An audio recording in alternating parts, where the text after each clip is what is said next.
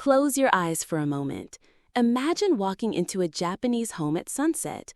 The golden light filters through clean windows, casting gentle shadows across polished wooden floors. There's no clutter on the countertops, no tangled cables snaking behind furniture, no yellowed containers hiding in corners. The air itself feels lighter, almost crystalline. Your shoulders drop without you realizing it. Your breathing deepens.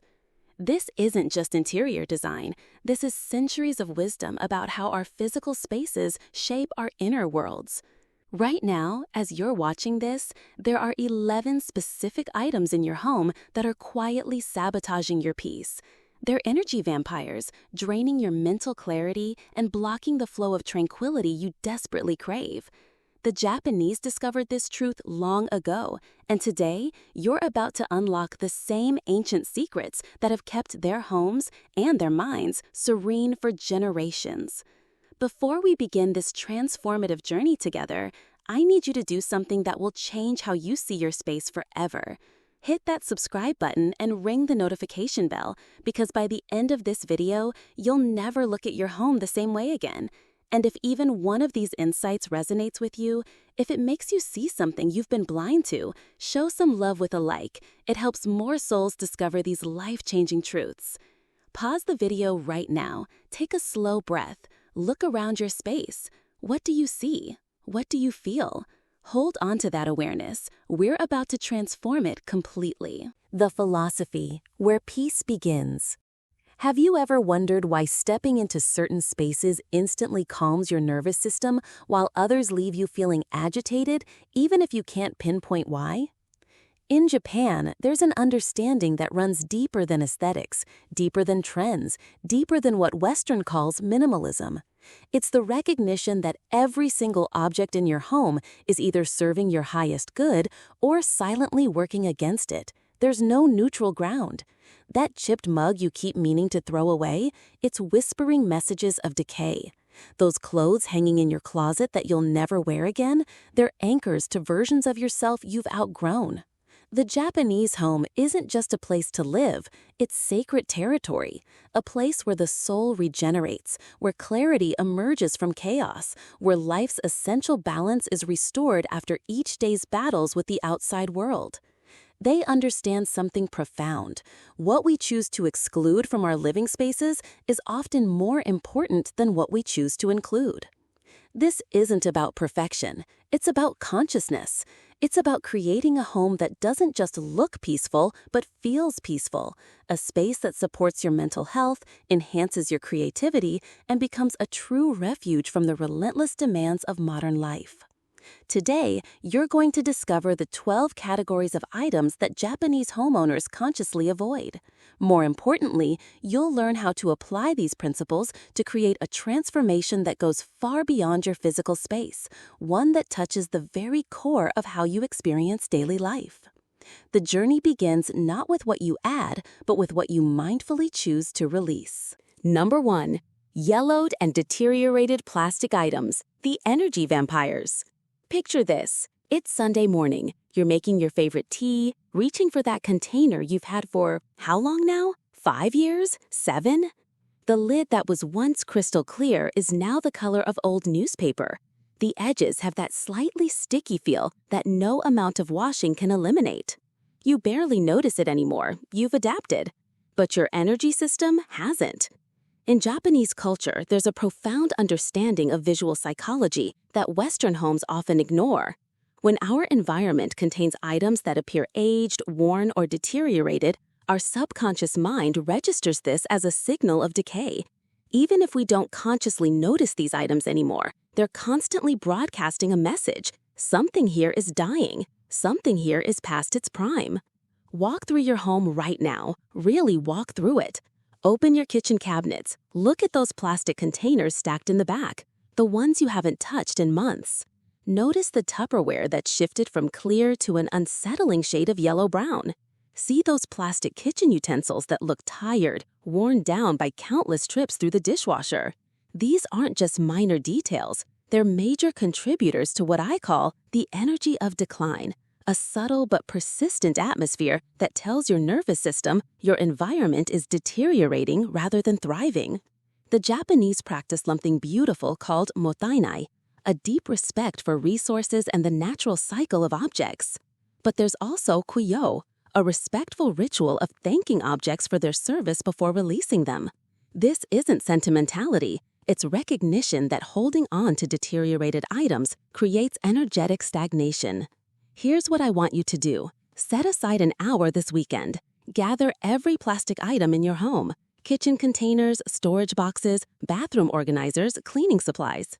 Look for discoloration, cracks, warping, or that telltale stickiness that signals the material is breaking down. You don't need to replace everything at once, but start with the items that most obviously detract from the freshness of your space.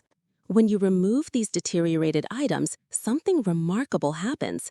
The entire environment seems to exhale. Cleaning becomes easier because you're working with fewer, better items. Everything that remains appears more vibrant by comparison.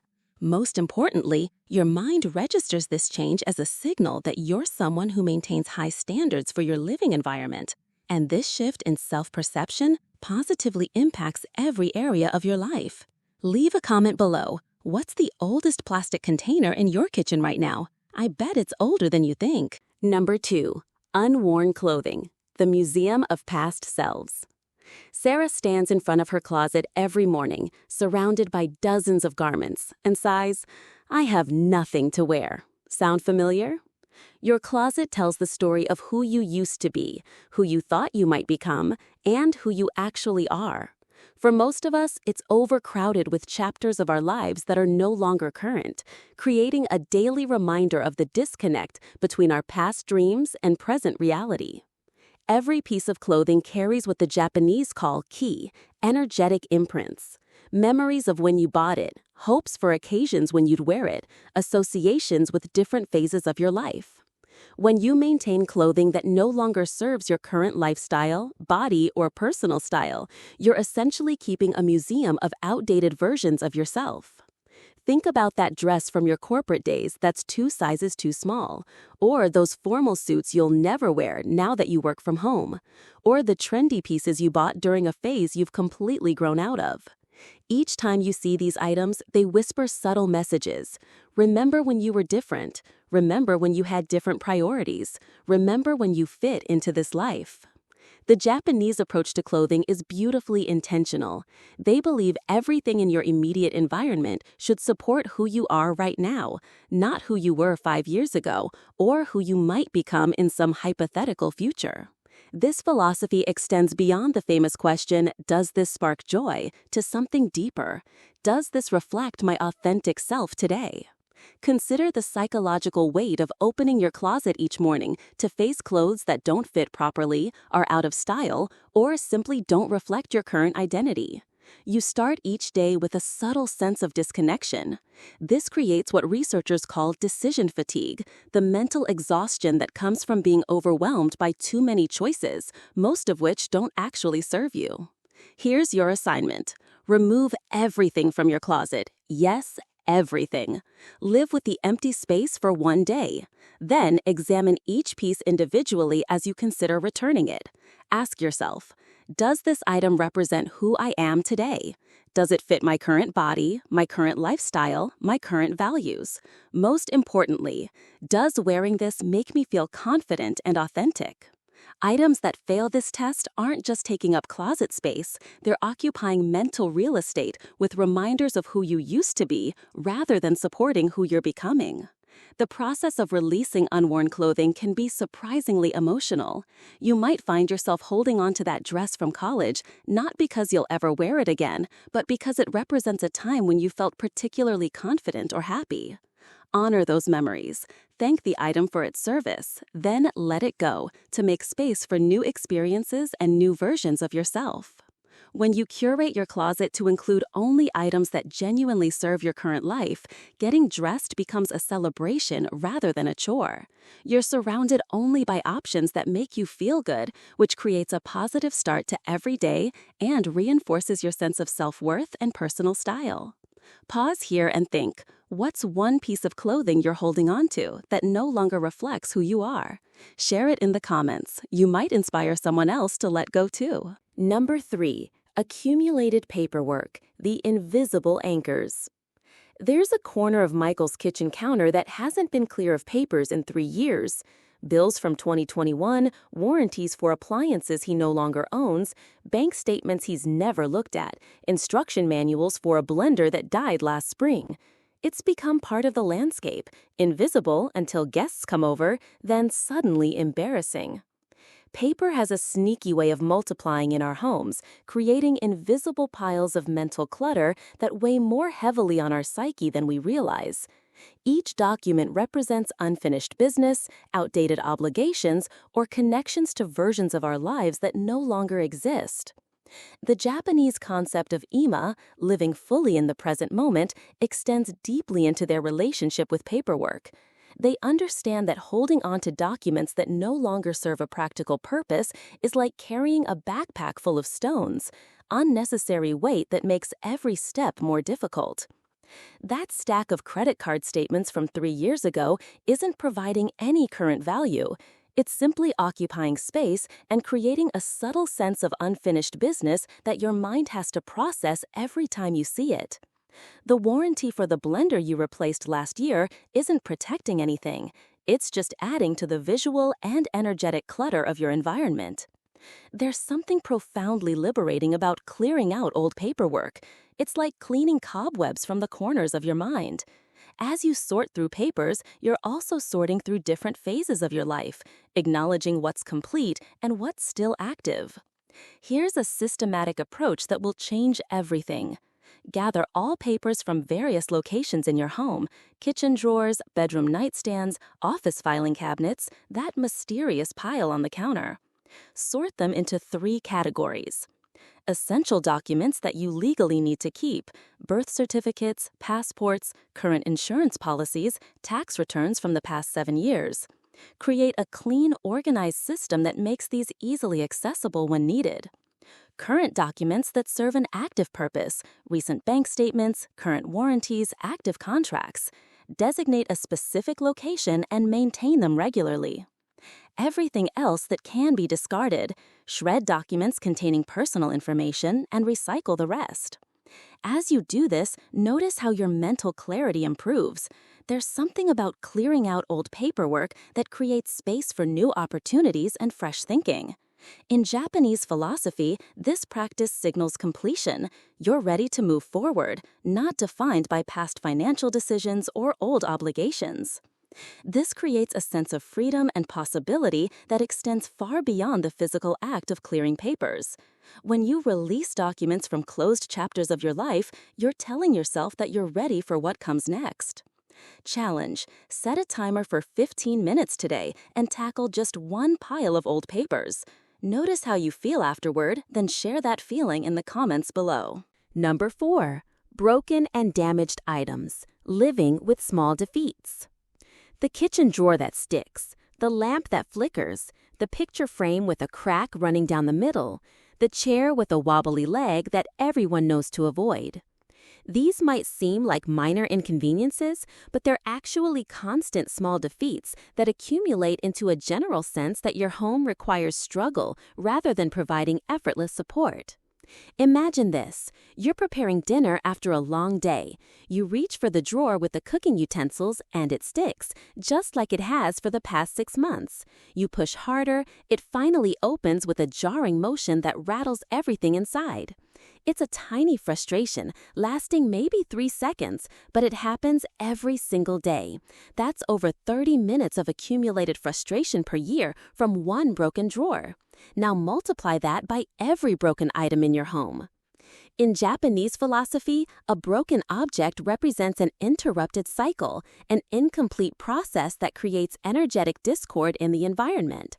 When you adapt to working around broken items, you're training yourself to accept less than ideal conditions, which can subtly influence your standards in other areas of life. The Japanese approach to broken items is beautifully straightforward: repair them quickly or remove them entirely.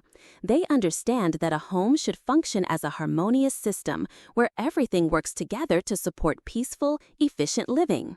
When components of the system are broken, the entire flow is disrupted.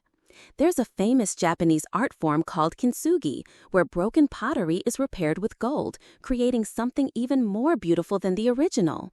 But notice, this practice is specifically about restoration and transformation, not about ignoring damage or adapting to dysfunction. The key is the conscious choice to either restore something to full functionality or to let it go with respect. Take a complete inventory of broken items in your home. This includes everything from major appliances that don't work properly to small items like pens that skip, scissors that don't cut cleanly, or containers with missing lids. Make a list and decide for each item: repair, replace, or release. For items worth repairing, set a realistic timeline and follow through. Don't let "I'll fix it someday" become a permanent state of broken promises to yourself. For items that aren't worth the time or cost of repair, thank them for their service and dispose of them responsibly. The transformation that occurs when you eliminate broken items is immediate and profound. Your home begins to feel more supportive, more responsive to your needs. You stop unconsciously bracing yourself for things that don't work properly, and instead begin to trust that your environment will support you efficiently. This creates a positive feedback loop. When your home functions smoothly, you feel more capable and in control. When you feel more capable and in control, you're more likely to maintain your environment in excellent condition. The result is a living space that truly serves as a foundation for success and peace in all areas of life. What's one broken item you've been living with for too long? Comment below. Sometimes naming it is the first step to fixing it. Number 5. Meaningless decorative objects, the clutter of empty stories. Rachel's living room tells no story.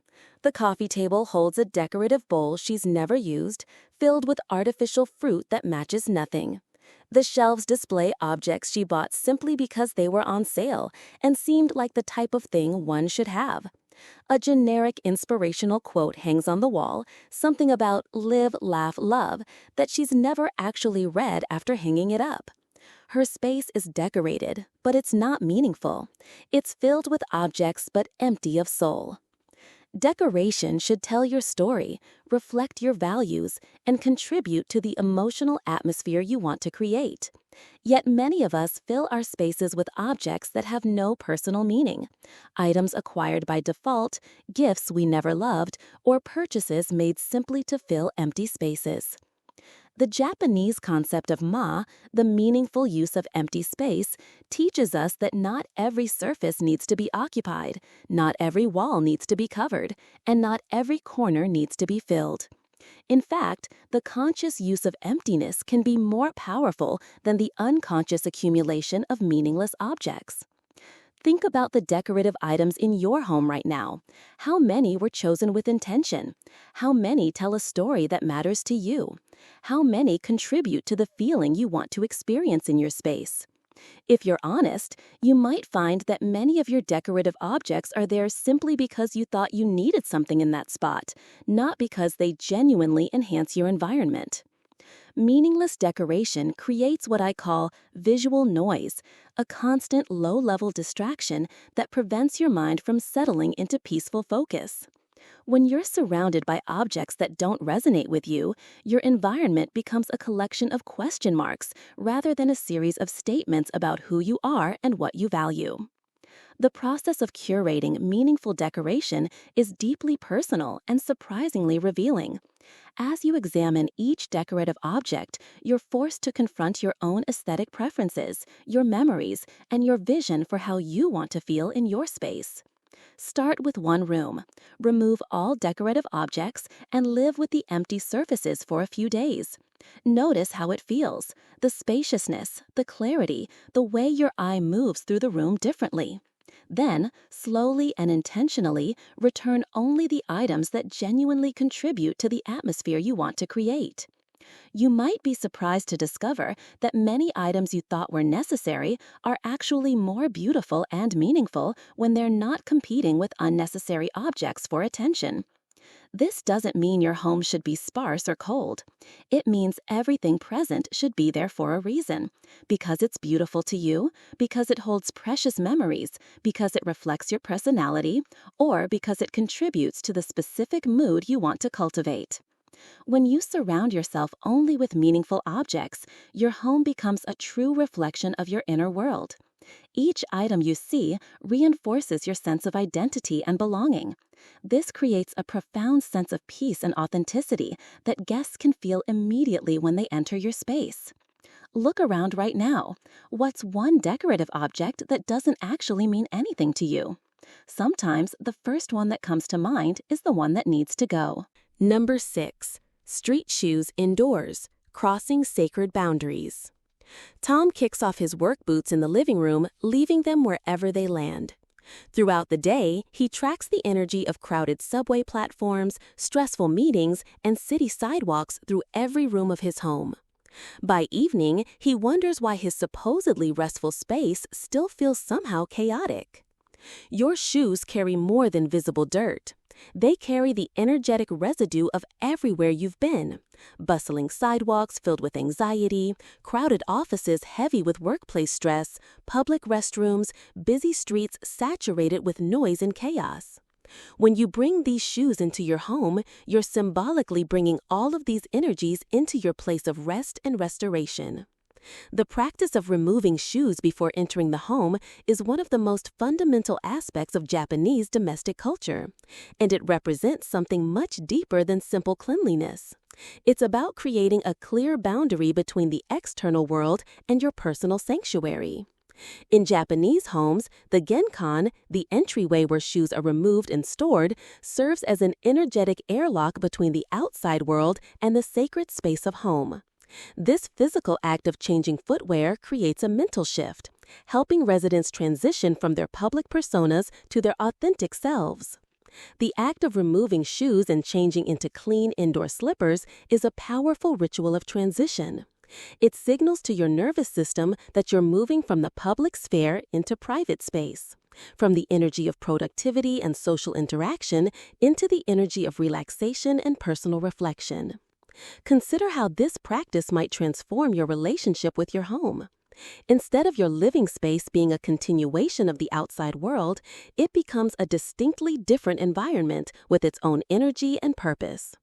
The floor becomes cleaner, the air becomes pure, and the entire atmosphere becomes more conducive to rest and contemplation. Creating this boundary doesn't require major renovations.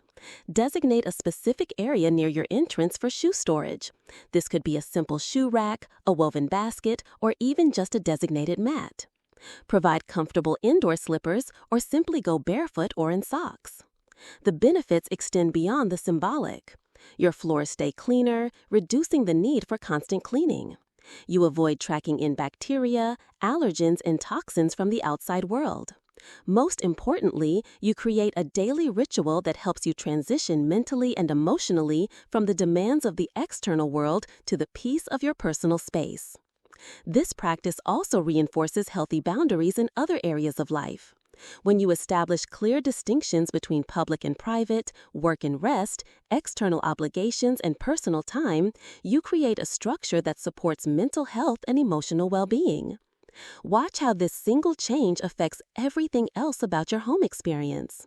The simple act of consciously transitioning from outside energy to home energy can make your entire living space feel more sacred, more restful, and more truly yours. Try this tonight. Remove your shoes mindfully at the door. Notice the difference in how you feel moving through your space. Share your experience below. Number 7. Exposed cables and wires. The visual chaos of modern life. Behind David's entertainment center, a nest of black cables creates what he calls the electronic spaghetti. Cords snake across the floor, behind furniture, under rugs. Phone chargers dangle from outlets like modern vines. His desk area looks like a technological crime scene with wires going everywhere and nowhere. He's adapted to the visual chaos, but his nervous system hasn't. In our technology-filled world, we've become accustomed to living with visible cables, wires, and cords, creating visual chaos in our living spaces. While we might not consciously register this visual clutter, our nervous systems are constantly processing this information as disorder and confusion. The Japanese approach to home harmony pays careful attention to these details because they understand that visual peace contributes to mental peace. When your eyes constantly encounter tangled cords and exposed wires, your brain receives continuous signals of disorganization, even if you've consciously adapted to ignore them. Think about the areas in your home where technology congregates: behind your television, around your computer desk, near your bedside table where you charge devices. These areas often become unintentional representations of modern life's complexity and chaos. Every visible wire is a reminder of the digital demands on your attention and energy. The solution isn't to eliminate technology, it's to integrate it more harmoniously into your living space.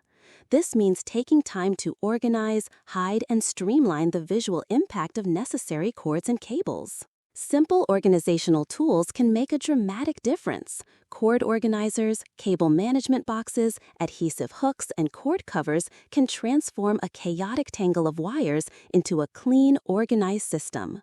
The goal isn't perfection, but rather the elimination of visual noise that contributes to mental clutter. Pay particular attention to areas where you spend the most time, especially spaces designated for rest and relaxation. Your bedroom, in particular, should be as free as possible from visible technology and its associated cables.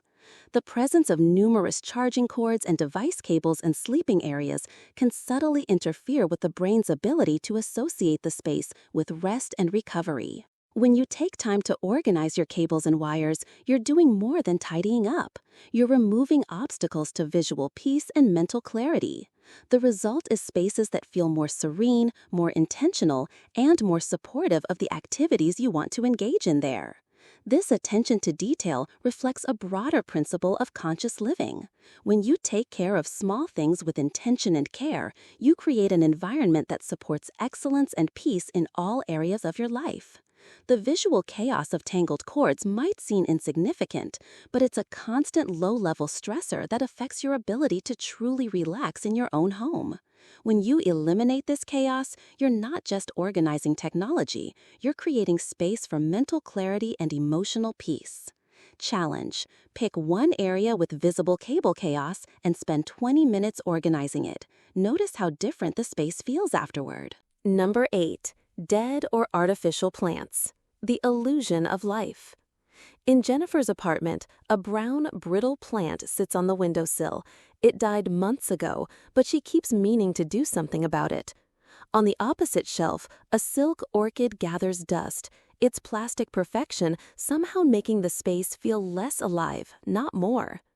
Plants can bring incredible energy to living spaces. They purify air, add natural beauty, create connections to the natural world, and provide the constant renewal energy of living, growing things.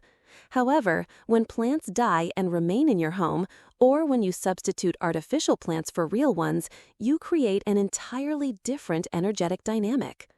A dead plant in your home is like keeping a constant reminder of neglect, failure, or the end of a cycle that was never properly completed. Even if you don't consciously notice the dried leaves or withered stems, your subconscious mind registers this as a symbol of something that was once alive but is now stagnant or decaying. The Japanese have a profound respect for the natural cycles of life, growth, death, and renewal. When a plant dies in a Japanese home, it's removed with gratitude for the life it brought to the space. The area is either replanted with something new or left clean and empty until the right replacement is found. Artificial plants present a different but equally problematic energy pattern.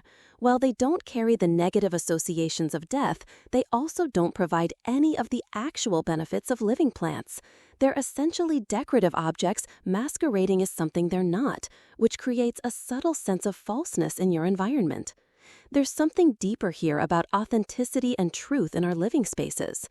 When we surround ourselves with imitations, artificial plants, fake flowers, synthetic materials pretending to be natural, we're creating environments built on small deceptions. Our subconscious minds are remarkably adept at detecting these inconsistencies, and they affect our sense of peace and authenticity in ways we might not consciously recognize. If you currently have dead plants in your home, remove them with appreciation for what they brought to your life during their healthy period. Clean the pots thoroughly and either plant something new immediately or store the empty containers until you're ready to commit to proper plant care. For artificial plants, consider whether they're truly adding beauty to your space or simply filling a void that might be better left empty or filled with a different type of decoration entirely. If you choose to keep some artificial plants, make sure they're high quality and serving a specific decorative purpose rather than trying to replace the function of living plants. If you want to include living plants in your home but struggle with plant care, start small with hardy varieties that match your lifestyle and experience level. Research the specific needs of each plant and commit to providing proper care. A few healthy, well-tended plants create more positive energy than many neglected or artificial ones. The key is authenticity, surrounding yourself with things that are genuinely alive and thriving, or honestly accepting that some spaces are better left plant-free rather than filled with imitations or reminders of neglect. What's your relationship with plants? Are you nurturing life or maintaining illusions? Share your plant stories below. Number 9. Dark and poorly lit spaces, where energy goes to die. Maria's hallway hasn't seen natural light in years. Heavy curtains block the one small window, and the single overhead bulb casts harsh shadows that make the space feel more like a tunnel than part of a home.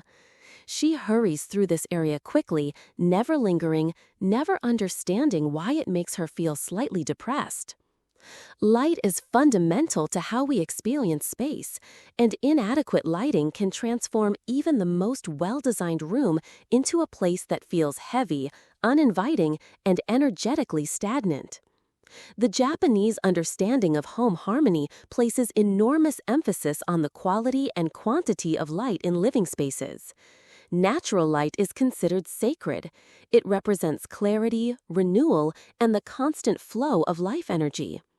Rooms that don't receive adequate natural light or that block available light with heavy curtains or poor window treatments become energetic dead zones that can subtly influence mood, motivation, and overall well-being.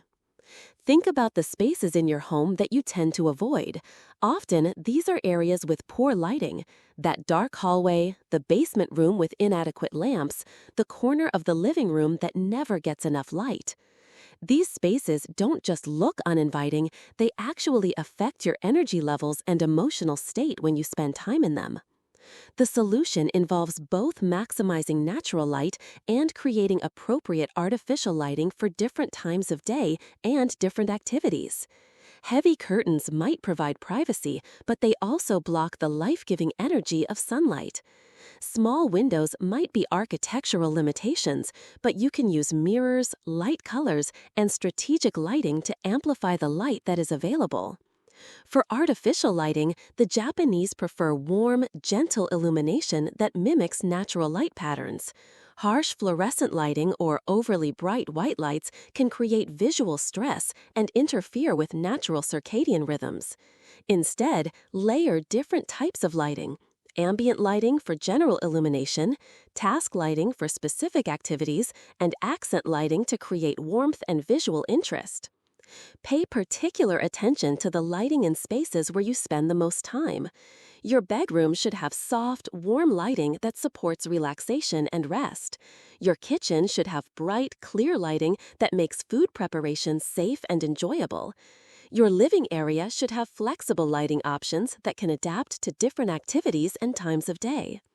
When you improve the lighting in your home, you're not just making it easier to see, you're creating an environment that supports alertness when you need to be active and relaxation when you need to rest. Good lighting literally illuminates your life, making every activity more pleasant and every space more welcoming. Consider this: light affects not just what you see, but how you feel, how much energy you have, and how clearly you think. When you bring more light into your living spaces, you're bringing more life into your daily experience. Walk through your home tonight and notice the lighting. Which areas feel energetically dead due to poor lighting? That's where you start. Number 10. Excessive storage containers. The paradox of false organization. Karen's garage is a monument to good intentions gone wrong. Rows of labeled storage containers line the shelves, most of them empty, waiting for a purpose that never comes. The containers she does use are filled with items she hasn't touched in years but can't bear to throw away. She bought the containers to get organized, but instead created a more sophisticated form of chaos. Storage containers can be incredibly useful tools for organization, but they can also become part of the problem when they multiply beyond their actual usefulness. Many people accumulate storage boxes, bins, and containers with the intention of getting organized, but instead create systems that are more complicated than the original clutter. The Japanese approach to storage is elegantly simple. Everything should have a designated place, and that place should be easily accessible and logically connected to how the item is used. Storage containers should serve the function of organization, not become decorative objects or security blankets that make you feel organized without actually improving functionality.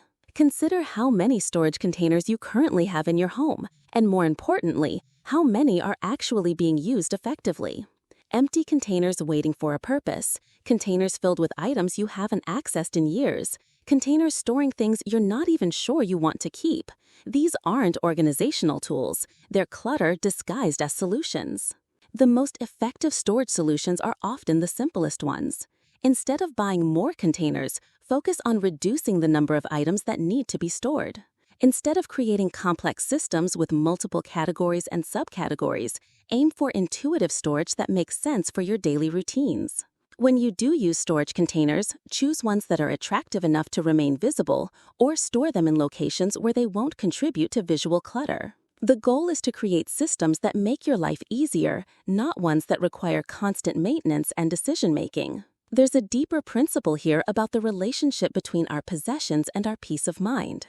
Every storage container represents a commitment, a promise to yourself that you'll maintain an organizational system, that you'll remember what's stored where, that you'll use the items you're keeping. When you have more storage containers than you need, you're making more commitments than you can reasonably keep. This creates a subtle but persistent background stress, a sense of organizational obligations that you're not meeting. The ultimate goal isn't to store everything you own efficiently, it's to own only things that serve your current life effectively. Sometimes the best storage solution is no storage at all, because the item itself is no longer needed. How many empty storage containers do you have right now? Count them, then ask yourself, what was I planning to organize that I never got around to organizing? Number 11. Items that don't reflect your current identity. Living someone else's life.